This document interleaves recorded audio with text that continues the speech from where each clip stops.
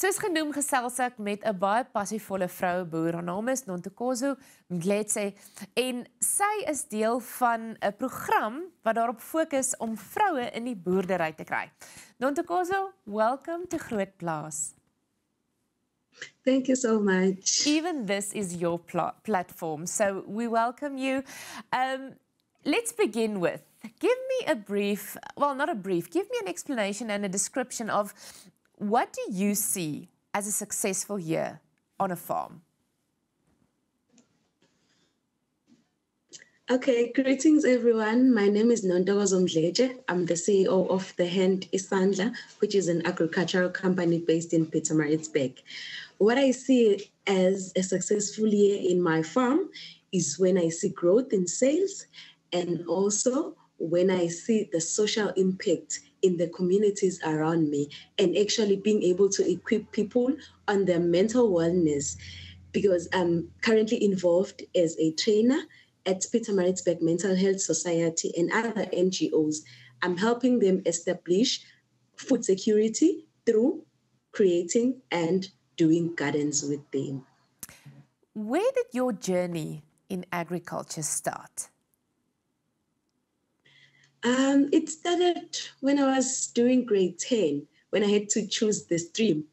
I actually wanted to do accounting, and then my mom forced me to agriculture. Well, a farmer is also an accountant. Yes, I didn't like agriculture because I didn't have knowledge. I didn't know that agriculture is so broad. There's so many things that you can do under the industry. I only thought it was about going out in the field, planting and being dirty. But then my mom said, no, you go and do it. And then you'll see there's so many opportunities. And I started loving it when I was doing grade 11. I fell in love with agriculture. And then that's where my journey started. And then I decided to do my BSc agriculture, agronomy, and I also did my honors. So I fell in love with agriculture the minute I realized that there's more to it. And you're quite young. You're, am I correct in saying you're 26? Yes, I'm 26 years old. It's wonderful to see. I want to call you a young person, but to see someone in their 20s so passionate about something.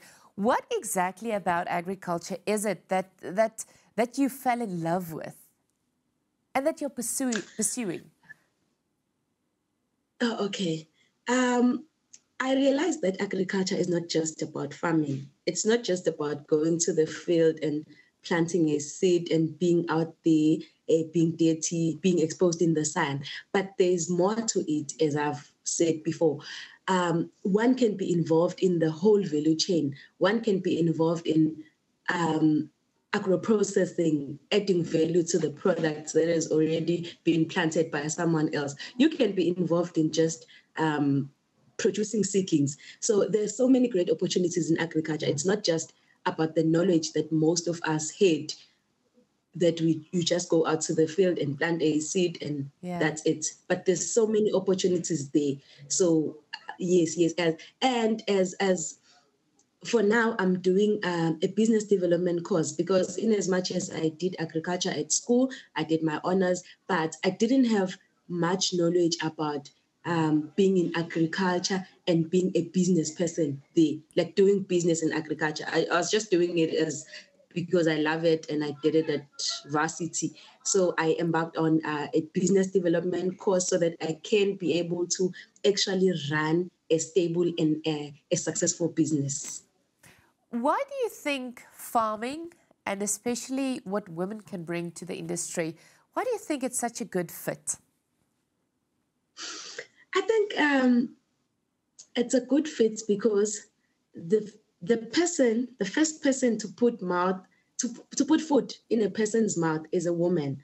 So it would be a very big mistake to leave women out of the industry, because they are the ones who contribute so much in food systems and food security. So I think it's very important to actually involve women and young people like me in the industry, because I believe we have so much power and so much potential as women.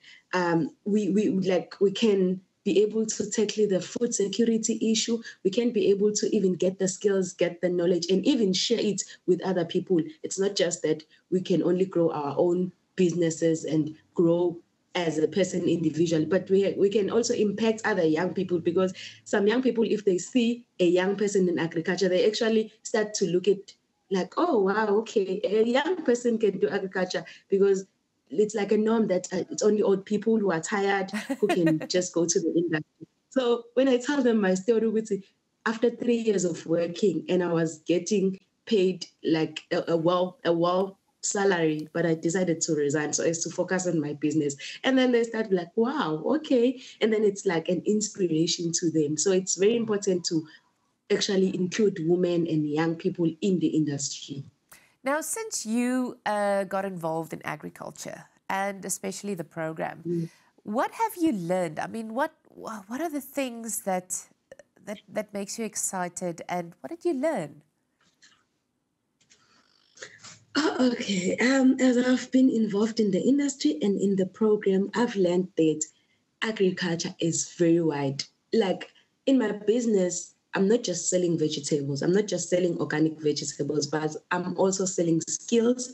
I'm also equipping people. I'm also training people, and mostly trying to change the mindset and the myth that are already there in their mental wellness.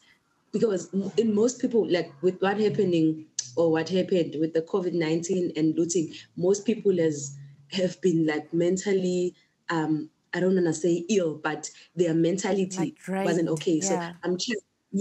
So I'm trying to actually make them do something, because with the trainings that I already do at mental health, mental health, if you're doing these trainings with those people, they actually realize that they've got so much potential. They actually take pride in saying they can do something on their own and they can see the vegetables growing. So for them, it's more like a therapy session. Yeah. And so I feel like most young people, they're depressed because they can't find jobs. But if they can stand up and look for opportunities, try to start their own businesses, and then grow in that business, I think that can just solve so many problems, especially the one for jobs, because we are looking for opportunities, but the opportunities are out there. We just need to go out, be fearless, and take the opportunities. Yeah, I love it when people just play their part.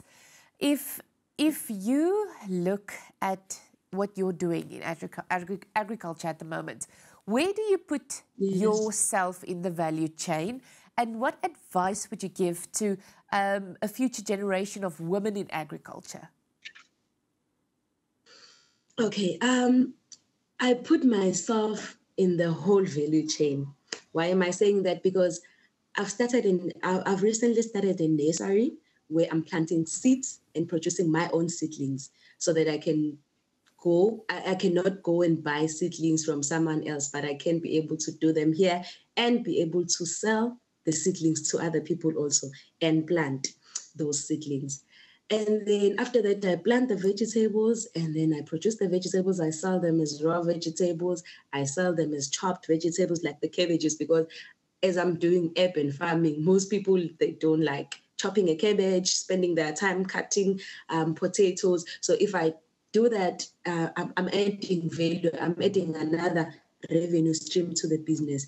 And then besides selling vegetables, what I do the most and what I like to do the most, it's to train people, to equip people, to give them the skills that I already have. And being involved in such programs, such as Women in Farming, we're actually getting skills, we're actually getting more knowledge, and then I'll be able to go and share that knowledge with other people, so that we can just erase this myth of saying agriculture is just about going to the field and planting and being dirty.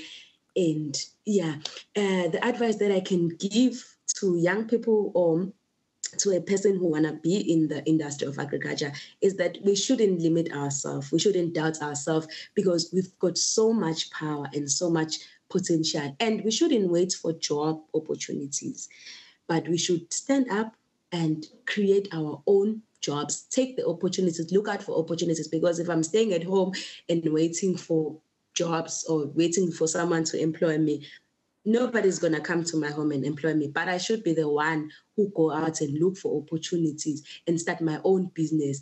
And then so that we can create a sustainable agricultural industries and be the best that we are born to be. Because I believe we are all born to be the best and we can be the best. It's just a matter of believing in yourself, taking a risk and starting your own business. And in addition to that, you don't need a lot of money, because most people, when they think about starting a business, they'll be like, I don't have capital. But Mina, I started my business with 150 rands, and it is a successful business, and I'm happy with it.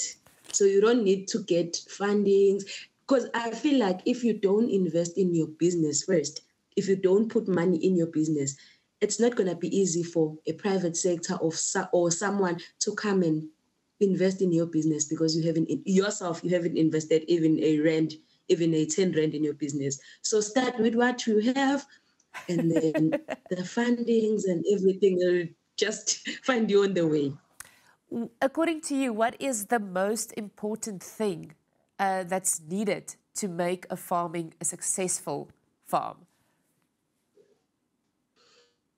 I think the most important thing that is needed, it's just to give people skills and to give them knowledge, and to actually, because I feel like most people have got the wrong idea of agriculture.